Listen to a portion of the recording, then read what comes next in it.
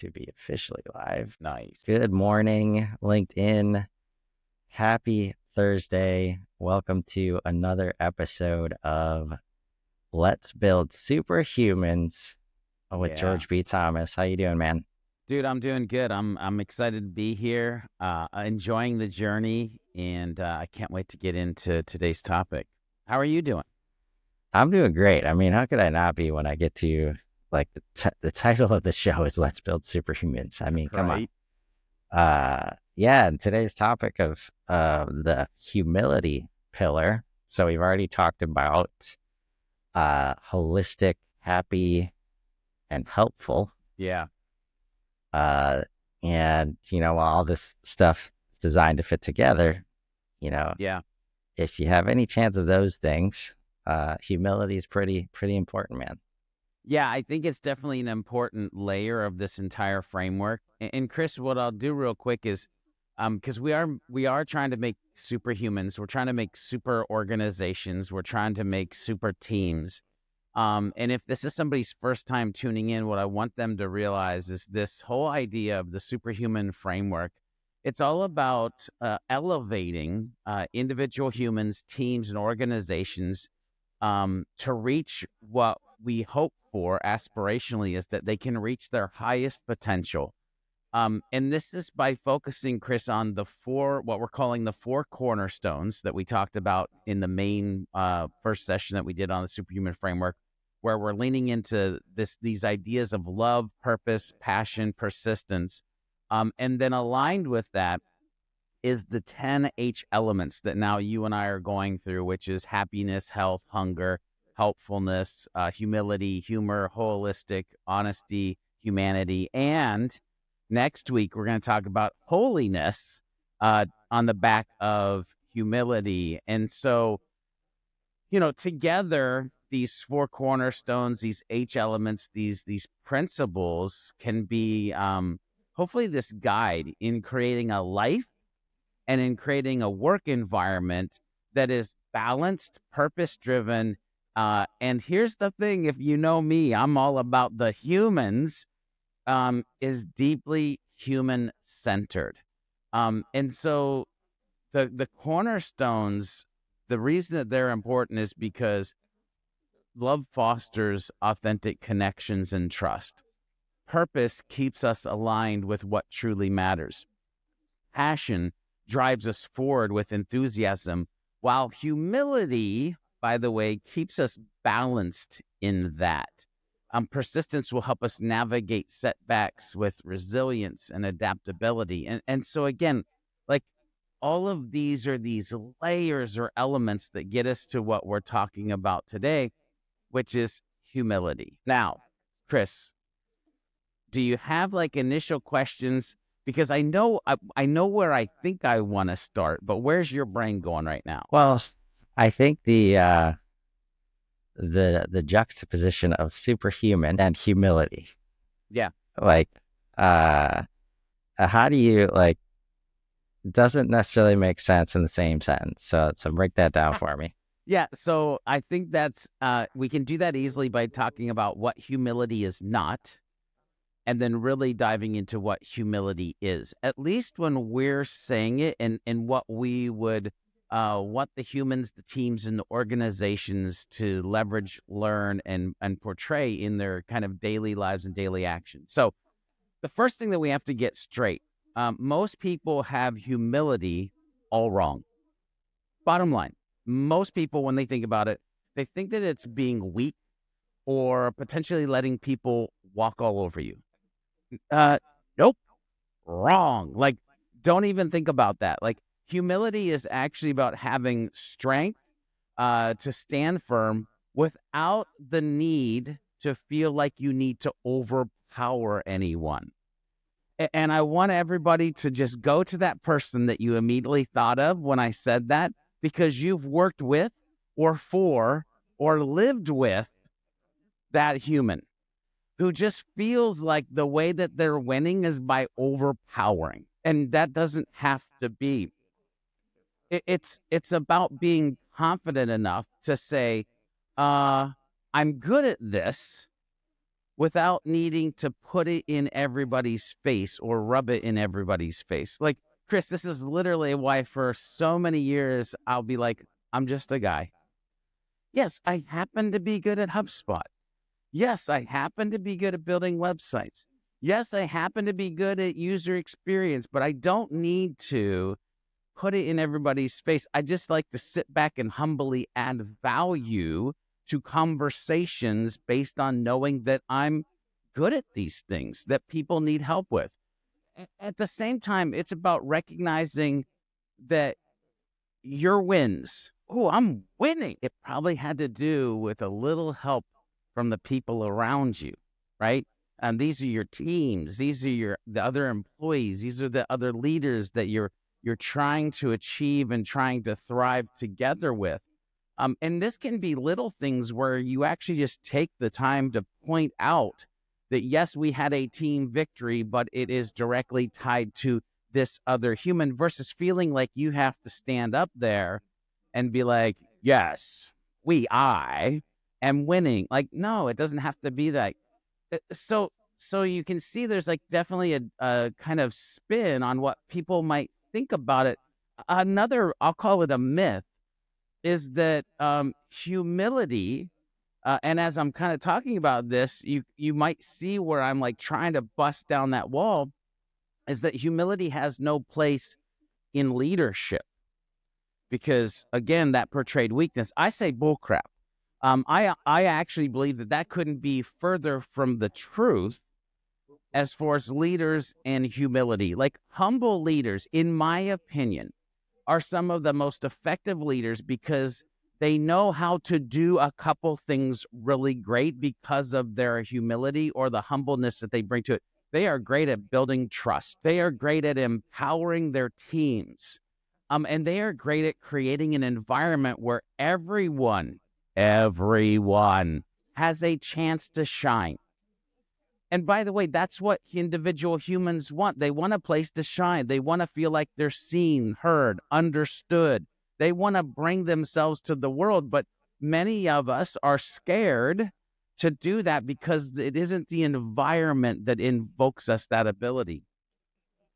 Some folks, Chris, think humility makes us passive, or I hate this word, or anyway, wishy-washy. Here's the deal.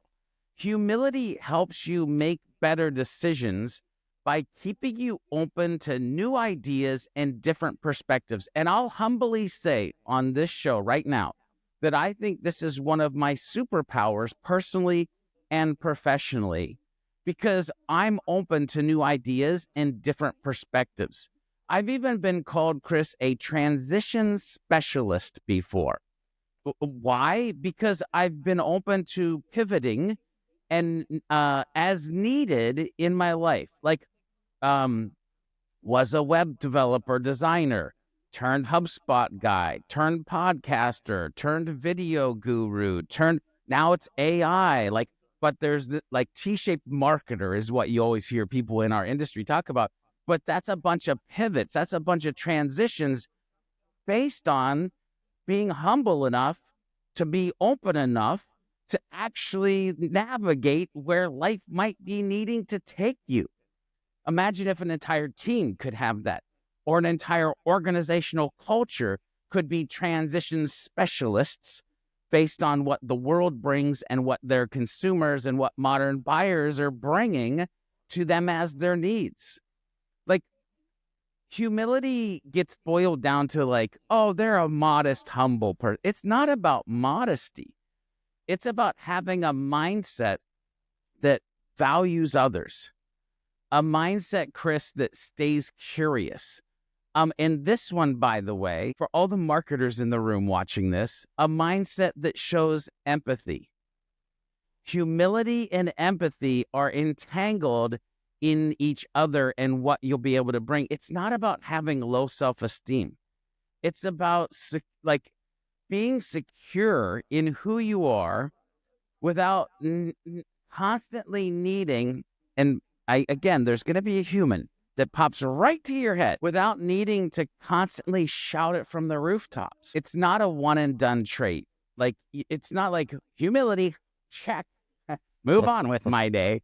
Like it's a way of living, always growing, always learning, and adapting to whatever comes your way. And Chris, before I get into what it like is deeper into that, I want everybody to know that there is a very real moment in my life where I was like, oh, I need to be humble. And we talked about this on the Beyond Your Default podcast when we did good ego versus bad ego. I was like 21, 22 years old. I was working at a camp. It's a Christian camp called Faith Ranch in Jewett, Ohio. And at the camp, I was a camp counselor, horseback riding instructor, rappelling instructor, archery instructor, certified lifeguard. Like I was all in on like, let's create the camp experience. And I made $100 a month, room and board, and $100 a month. And I had been saving up money, and this motorcycle came up for sale. And I decided I wanted to buy the motorcycle. And the owner of the camp said, I don't think that's a good idea. But I bought this motorcycle, 500cc Honda motorcycle. And we were going to go into town and shoot some hoops. It was the weekend. We were going to go shoot some hoops, me and a couple of friends that worked at the camp as well. I hopped on the motorcycle. We drove in. We shot some hoops. On the way back, I'm kind of showing off because I'm king whatever. I'm on the motorcycle. Got the leather jacket, got the shorts on, got the helmet on. And I'm showing off, and I'm going a little bit too fast, about 80 in about what should have been a 55. A possum's walking across the road. And I try to dip out and dip back in. My front tire hits the berm of the road. My bike does 6 flips. They find my gas tank 150 yards on the other side of the road. I can't undo my helmet. I can't move my arm, can't move this shoulder. I'm like, take my helmet off. They're like, you might have a neck injury. I'm like, I wouldn't be standing up if I had a neck injury. Take the helmet off. Dirt. I was like getting claustrophobic. I pass out. They sit me on the end of this like first EMS arriver truck. I remember passing out. I come to in the ambulance. There's this lady, larger lady, leaning over me, like working on me. I ask her to marry me, of all things, and then I pass back out. I get to the hospital. I come to just in time for them to be re-breaking my wrist. Long story short, I broke my wrist, dislocated my other shoulder, and ended up with like 4 stitches in my knee. The camp owner, by the way, is sitting in a chair next to me. And I'm like, oh, I'm going to hear it. He didn't. He just sat there, and he was humble, and he was loving, and he got me back to the camp. Now, here's the thing. The next morning I get up, and there's campers arriving, and we're doing this thing, and I realize I have to go to the bathroom. So I go to the bathroom, and Chris, I'm in there, and I quickly realize, by the way, at 21, 22 years old, unstoppable. Just like,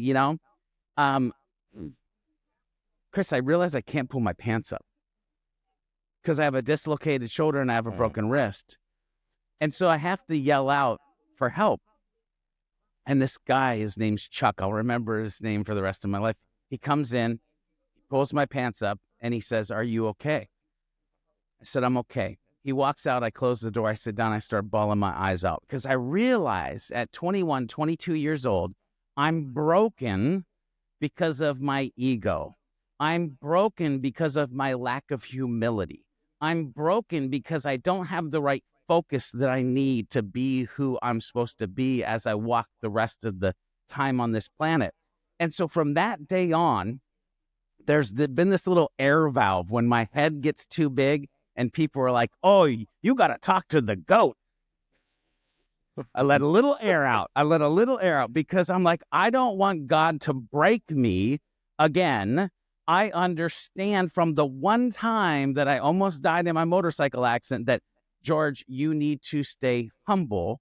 There is a good side of ego, a bad side. Stay away from there. Stay here.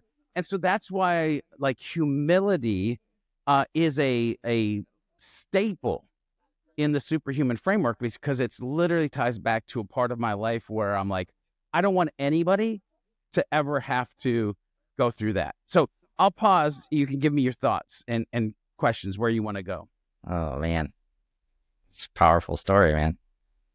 Yeah, I first started thinking about this in depth uh, after listening to Patrick Lencioni's book, The Ideal Team Player, as I was getting into, uh, trying to manage multiple people and getting people aligned on the inbound mindsets and the strategies we've all said that we want to uh, execute. And in that book, like it's a fable uh, about like scaling and growing a team and how do you take what's the core values of the initial team and expand that and how do you bring the right people in uh, and they and he basically suggests three values that are humble, hungry, and smart. And that was probably like 2018, 2019, It was written in and 2016, but 20, right. yeah. So when I got to it, was around that time, and uh, just since then, and even looking at your framework, uh, I like to relate it to the word awareness, uh, as and that keeps coming up related to how we could possibly help super admins and HubSpot be super admins. Like Yes. this one of the few things in your life that you have full control over, like your awareness level. And even you, like I think one of your superpowers is that ability to understand uh, things in the moment from an awareness perspective, but also like past, present, future. Like even having that valve where Yes. you need to let the air out. That's definitely an awareness thing where you're aware of what's happening inside, you're aware of what's happening outside. And when I relate that to leaders, when you talk about empathy, you think about all the things. And I think that confidence and being able to connect things like a superhuman concept, which definitely like confidence is a big piece of that. Knowing that you know a lot and that you can help people, but also knowing that you don't know a lot uh, and can constantly receive help from people. Just that level of awareness, like that that gives you the confidence. Like you can be Yeah. more. It's not, unfortunately, it's not that hard to have a higher level of awareness than most other people right now. As we know, there's social and we're constantly distracted, and like that could be the biggest value you bring to any room is just highlighting, things that other people might not, be seeing or highlighting another point of view. So that's kind of all of what's in my mind when I think about, you know, Yeah. humility comes from like I might know a lot, but I also don't know a lot. And Yes. I don't even need to know a lot. Mm. But if I can just understand that, like, There's making my brain explode. So there's this whole thing like I've taught this to a couple people because I teach people how to teach people. And so I was like, look, you need to realize that you don't need to know everything. You just need to know enough and then know to where to find the other things to point them to. That's a key piece. The other thing that confidence and power, Chris, is that it's a really fun place to live when you realize you're a sensei that wakes up as a grasshopper to be a sensei, to wake up as a grasshopper to be a sensei. Like there's this loop that I play of like, I know a lot, but not enough. I know a lot, but not enough. Right. And so I just have this cycle of like, how can I pivot? How can I add this other piece in? Um, the other thing too that I want to kind of dive into here is this idea of you mentioned self-awareness and empathy. If you're a leader and you're listening or watching this, I would beg you to to pay attention to self-awareness, empathy, merging them together for the ability to read a room, because when you know yourself and you're empathetic to be able to read a room. And I'm talking about things like micro expressions and body language and mirroring, like become a student of those types of things. The effectiveness that you can have based of it coming out of a loving, purposeful, passionate place with as a humble human, like the stuff that you can do with just that is amazing. And Chris, I want to dive back into like I want everybody to understand without a shadow of a doubt, humility is a dynamic, powerful force that when leveraged or used right in your life can strengthen your personal growth. Um, it's gonna boost your relationships. There's no rhyme or reason why Chris has the network that he has, why I have the network I have, why we could list off a bunch of other people that have the networks that we have, other than that we show up as humble humans to serve and add value to the world. That boosts the relationships. If you are paying attention to this dynamic, powerful force, you can create these culture environments. Again, I used shine before, I'll use thrive this time. Like a place where you're setting others up for success. It's all about courage, real, genuine courage, which, by the way, earlier this week, we did a Beyond Your Default podcast episode on bravery and talked about bravery and like in the courage and how those kind of work together. But what the reason I'm bringing up courage is because most organizations, you might not be able to do what I'm about to say, and I fully realize that. But it's about having the guts to admit when you're wrong, have the guts to ask for help, or again, have the guts to say, hmm, I don't know. Those are some of the three scariest words you can say depending on what type of organization you work at. Because I don't know can come with a level of judgment that feels like God's wrath. And you're like, but I can, but I wasn't finished. I can find out.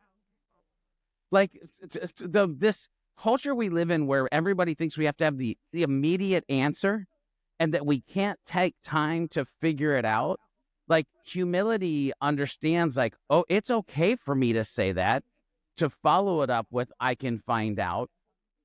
It's interesting, like, because from the perspective of wanting to help people with HubSpot and growth, like in general, after being on the inside and trying to like, just get the fast track the buy-in, right? And then just start executing over top of people that really haven't bought in yet.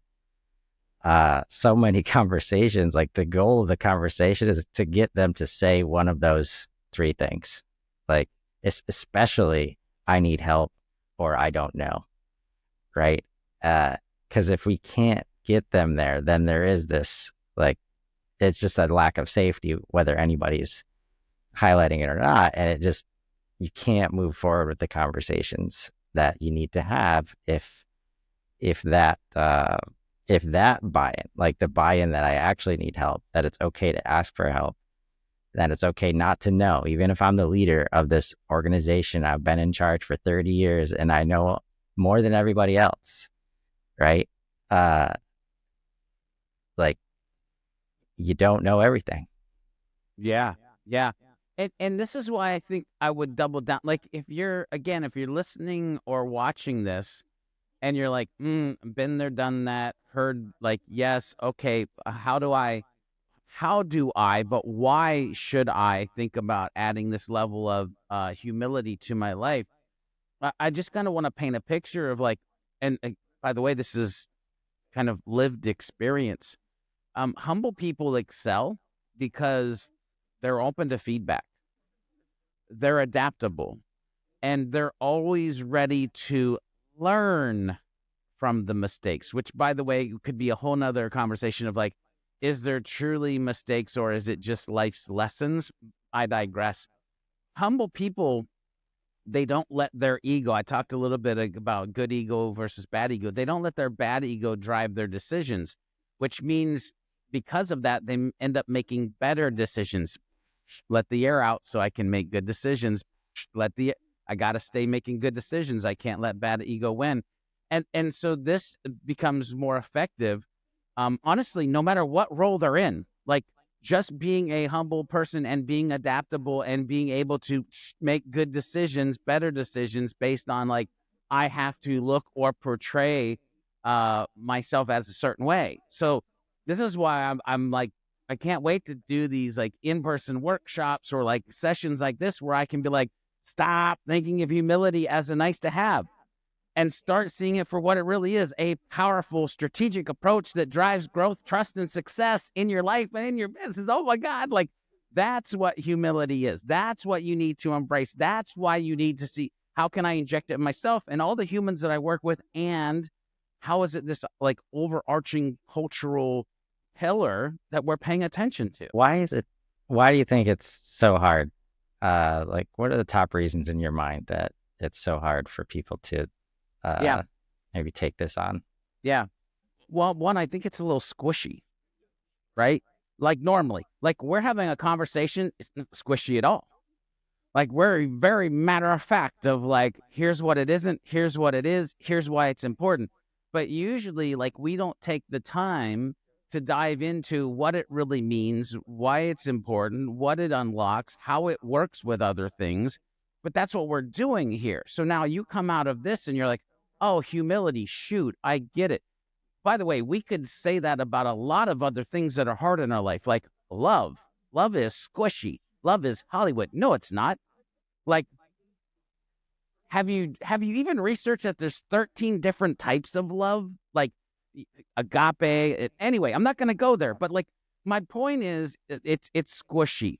Um, Nobody that I know of, other than like I'm looking at the ideal team player that you mentioned and the humble, hungry, smart. I'm like, oh, I got to get that book. I need to see what, I haven't read that one. But like, go into any organization and see, like, is this something that you're living out in a daily practice? Go into somebody's life and say, is that something that you're living out in a daily practice? Even if they are by accident, they probably aren't by design. And what we're saying on this session, Chris, is like, how do you do it by design? How are you purposely paying attention to it? The other thing that I'll say, and this is going to come across a little bit hard nosed, they don't wanna. Like, an ego trip feels good sometimes. Um, Being the guy with the motorcycle and the leather jacket and being the shit. Like like sometimes you just wanna be that, but not really. Because actually that's the mask. That's the facade. That's the cover for who you really are. Like, if you truly want to get into who you are really, you get real comfortable with humility and self awareness and self empathy and a lot of other self dash things that we could, right? But I think that the two that I'll mention here is, they just don't wanna, and it's squishy and it's hard to understand sometimes. Yeah. And for like using some empathy, like, and in my experience, usually the don't wanna is not, uh, there's no negative intent. It's just because it's so hard.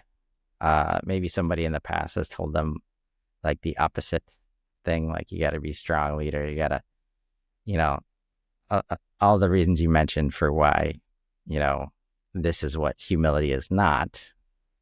There's a lot of ways to get trained in life that uh, tell you why you don't want to focus on this stuff, or why you can't focus on this stuff if you want to like get ahead or make money. Um, Chris, and it's just this is hopefully we're helping you unlearn some stuff and learn some stuff at the same time. yeah, Chris, I'm literally probably about to write an article on the question that you asked me, because you know me, I had to I had to go over and kick in Giovanni and ask Giovanni, hey Giovanni, why do most humans, which by the way, if you're listening and watching this, who the heck is Giovanni? That's my personal and professional growth GPT that I've been building out. So I asked Giovanni, I said, Giovanni, why do most humans, teams, and organizations struggle with humility? I'm not going to read all of it, but Chris, fear of vulnerability is a real thing. like especially for men, embracing our vulnerability. Like, go read a Brene Brown book or two, just please. All the men in the audience, just please, and embrace vulnerability. I have a whole story that we could tell about that, but um, need for recognition. Literally, that's what I'm like. Sometimes it feels good, sometimes you need it. The misconceptions, it's squishy, of humility, cultural and organizational norms. That's not how we've done it for the last 22 years. It's not how we're going to do it now. Like, fear of losing control or authority. What? Like, seriously? Lack of self awareness. We've talked about that. Short term mindset. Ladies and gentlemen, we are playing a long term game. If you as a human are not playing a long term game, if your teams are not playing a long term game, if your organization is stuck in short term tactics and strategies and not a long term purpose with passion, then humility might be hard to interject. I'm just going to throw that out there. But it's also a path to get you on a better path. Yeah. Yeah. Yeah, man, that's powerful stuff. Like when you say culture, like the productivity focus of the U.S. in general, there's always a stark difference whenever I go to, uh, you know, with my wife to like Spain or Colombia, where her family is, and it's just like, man, they prioritize things that are not work because the culture does not prioritize work in the same way that we do. And once I started thinking about that, and it can be a touchy subject for some, but that's when we start to talk about work-life balance and all these things and how you're supposed to lead an organization and why can't people just show up and do their job. And like, it's not the human way. The human way is not to spend every minute of every day trying to be as productive as possible. Yeah.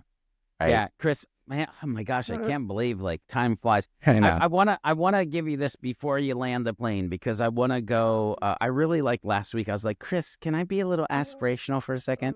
Like, Let's do it. I wanna go there, right? So like, uh, and again, I'm gonna say these words and fully understand that you might be in an organization that is trying to get there, hasn't even started, or maybe you're in an organization that you're like, check, we're good. But also there's your personal life. I want you to imagine a world where humility is at the core of how we grow as humans, work in teams, and build our organizations as we move forward. Because if humility guides us, we become more self aware, we become more connected, and we become more resilient as humans. Teams become safer, more innovative, more united. And organizations, because of that, become more adaptable, more inclusive, and more customer focused, which when humility is the driving force of the things, the people, the places, the strategies, we unlock continuous growth. 1% better each and every day, ladies and gentlemen. Stronger relationships, long-term, lasting success. That's better than any way I could have ended it. So, thank you for another awesome uh, part of the journey, I'll say. Getting a lot of good feedback, and keep it coming, folks. Keep the questions coming. We're hoping that you guys get value out of this. Again, trying to live our own humility and Yep. saying like, look, this is a program that George has built, based on his life, but he tells me every day how it's he's learning and adapting and changing, and we're just like, we want to paint as much of the picture as we can for everybody to to help you grow and to build better, to uh, create better spaces for teams, all that stuff. And even though I Yeah. say I was gonna let you end it, I find a way to You end ended it it, which is myself. So beautiful. I appreciate you, So brother. until next week, uh, think about what you don't know a little bit. Maybe dig into that, find some opportunities, and let's grow. Have a great day, everybody.